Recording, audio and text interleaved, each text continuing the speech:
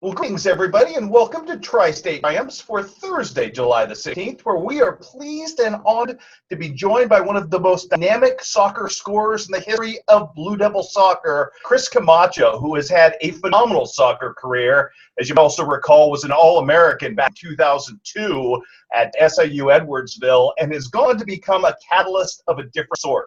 He's currently the president and CEO of the Greater Phoenix Economic Council, which means his job is to pull in all sorts of ideas and ways to find and capitalize the city of Phoenix and draw business there, which is an incredible endeavor. But first, Chris, I have to ask how you got there to this particular point, because as I recall, I don't remember your major at SIUE being financially based or biz-based at the time. Kind of how did you find this avenue? Yeah, well, Chris, thanks for having me today. I'm excited to be on, and I can tell you the trials and tribulations I've been through that have landed me here in Phoenix. It's been one over the last 20 years that I've seen a lot of winding roads, and certainly when I was in graduate school studying public policy and tax analysis, which most would say is a snoozer master's degree, but I learned a lot about how communities work, how taxes work. I won't bore you with all those details, but I was fortunate enough to work for a leader in the St. Louis region where SIU is, and found that I was compelled to do this kind of work for the community. And so after graduating with a graduate degree in public policy and tax analysis, I decided with my then girlfriend to head out west, and that was 20 years ago, and almost 20 years ago. And I was the CEO for an economic development organization back in 2000, about maybe 5 to 6. And then moved into the Phoenix market in 2008. So, yeah, we've seen just massive growth in our region out west, and I still make it back to my hometown every so often. See my parents and my sister and the whole family. So it's great to see you today. You touched on it, Chris, that to some degree I think we're all salesmen, and you're selling the city of Phoenix, something you've done to the tune of almost 75,000 jobs and $11 billion from the companies that you've helped lure there. You have to love where you live to be an effective salesman. What about Phoenix and I guess you prior to that really kind of vibed with a Quincy guy? Yeah, you're kind of like asking me for the sales pitch, right? So, Always. Greater Phoenix is an incredible market. It is the fastest growing region in the United States, and so my team and I on the front lines. I mean, we get out in everywhere from. We just had a big project out of Taiwan that's going to build a multi-billion-dollar fab in the Metro Phoenix region, and so we're very fortunate to be able to be in a top 5 U.S. market. But again, I think a lot of arguably, I'd say some of my success has been attributed to kind of how I was raised and the community I was raised, the school I was exposed to, and fundamentals of even sports, I think, have had a lasting effect on me. I think about even running a team. We have 30 people on staff, and everyone is gelled much like a family, much like the Blue Devil soccer team in the late 1990s. So, those are things that you just never forget, and I still. To this day, I had a Zoom call last week with Sean McLaughlin and Casey Stevens and Shane Kenny. So, I mean, we still actually talk about life. And I will tell you, Chris, we do go back to some of the games that we won or some of the games that we lost and, have frustrating moments about those times, thinking that we should have been, state champions back then. Do you ever go on Stevens, and I know you were the third leading scorer in Blue Devil history, and say, hey, this could have been a lot more if you passed me the ball? Well, he was a prolific player. I always we'd always joke about if we could have only been one player, if you pushed our skills together.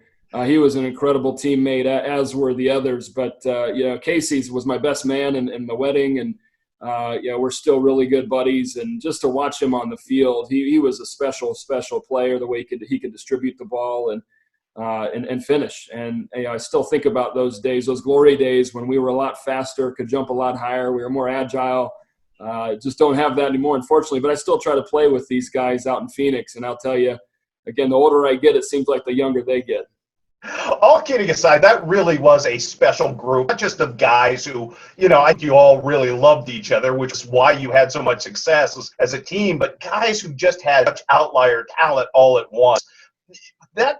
I'm sure Quincy realized in the moment how spoiled we were getting the chance to watch you guys. That's something, as you touched on, that you carry your entire life and has kind of fueled your zeal for success moving forward. Yeah, there's no question. And now, my nephew is going to be starting Blue Devil soccer coming up as a freshman. And I had a call with him yesterday about plyometrics and ladder drills. And, that was one thing like back in the 90s when I was there, we didn't have that. That wasn't a thing. And until I got to college where you start getting hooked up to biometric devices and working on foot speed and all of that. So I will say, though, just reflecting on, team chemistry, leadership, treating one another with respect, trying to get the best out of each other from a motivational standpoint.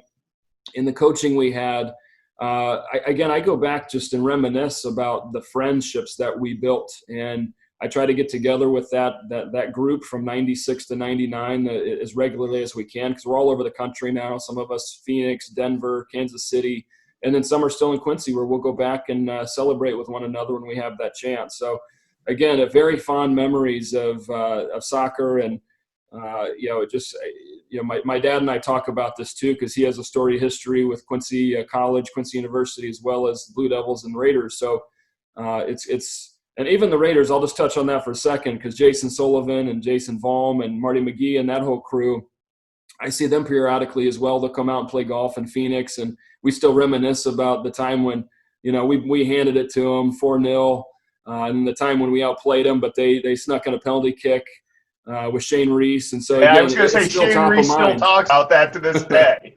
I'm sure he does. He did place it right upper 90 in that a great penalty kick. So it's great to, have that rivalry. And again, you don't realize it until, you're 20 years removed of how special those moments are. And I remember Bill Sanders and Matt Longo and others talking about, you'll remember these moments the rest of your life. And, we had to snicker and laugh as 18-year-olds or whatever. But here we are today talking about how we should have taken state in 99. So, I mean, that's how it works.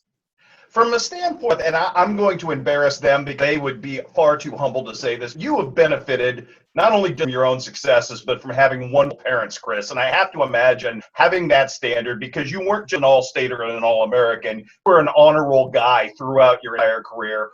What did having that standard set at home mean for you in terms of, when the real world got really hard, you're dealing with, billion-dollar deals, Fortune 500 companies? How much do you go back and reflect to the thing you heard from your mom and dad? Well, I like to talk about, this to my wife and kids, and my kids are 12, 8, and 6 right now. And I said, no matter what happens and what you want to do with your life, I still think one thing that my parents taught me, and I think the Quincy community embraces you in this way, is humility and kindness.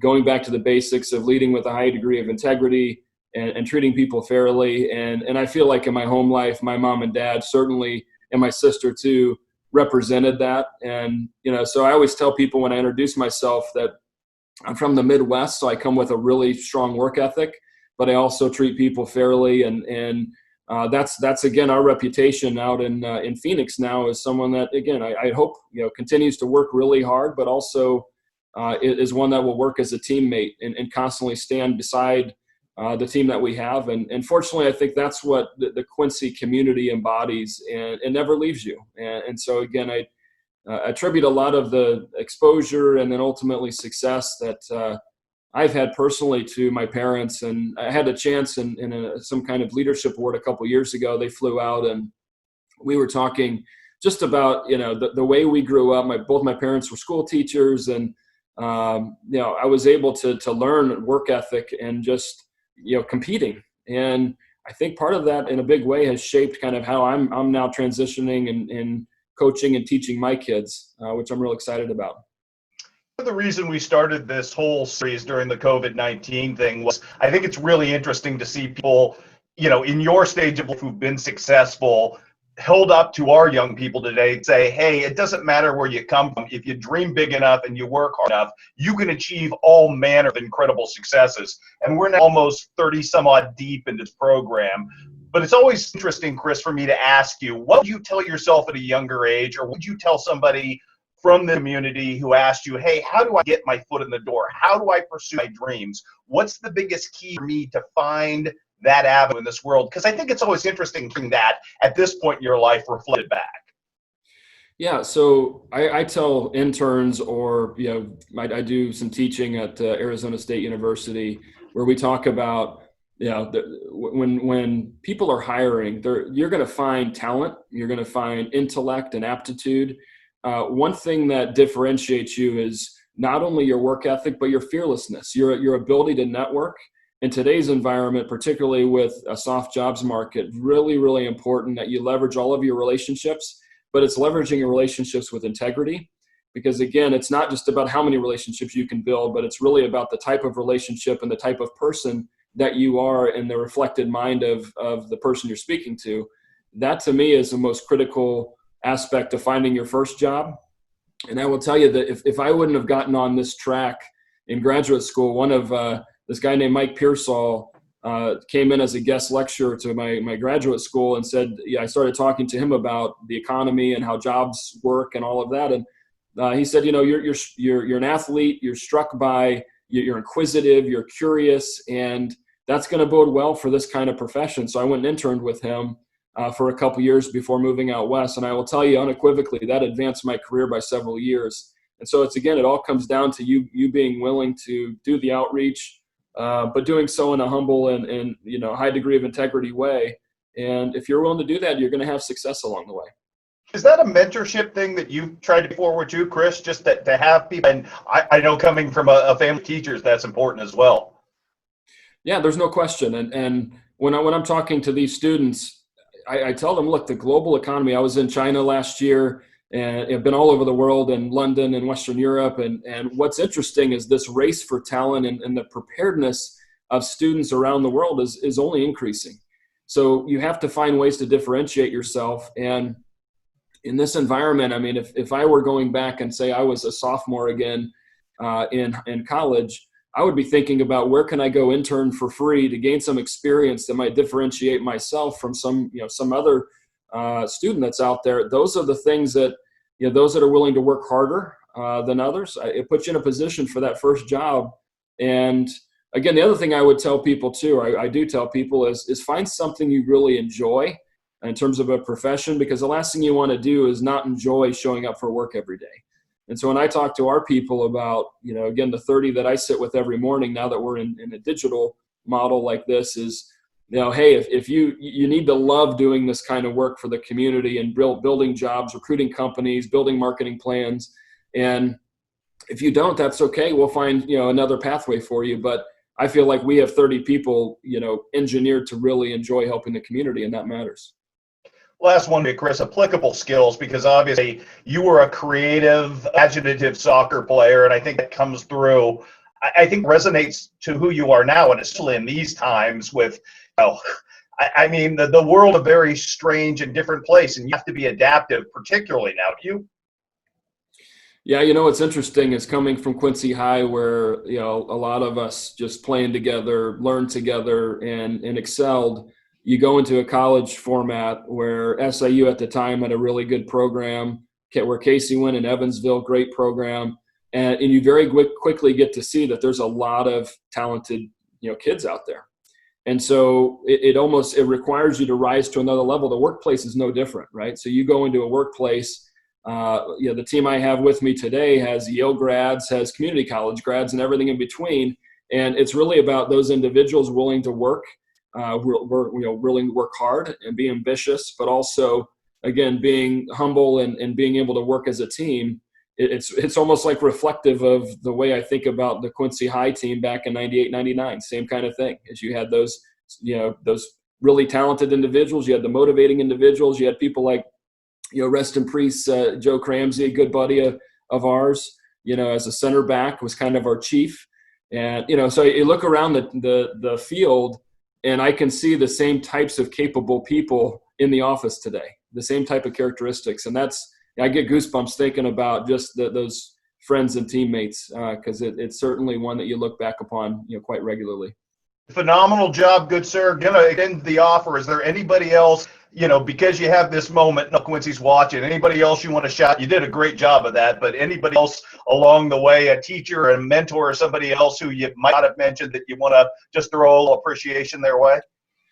Well, I would say, and there's so many, beyond my sister Carrie and the teachers at Quincy High, if you remember, I moved to Quincy in fourth grade. I was born there, then left, and then came back. And you take it for granted, but the teachers that help you along your way, along your journey to be prepared for college and beyond.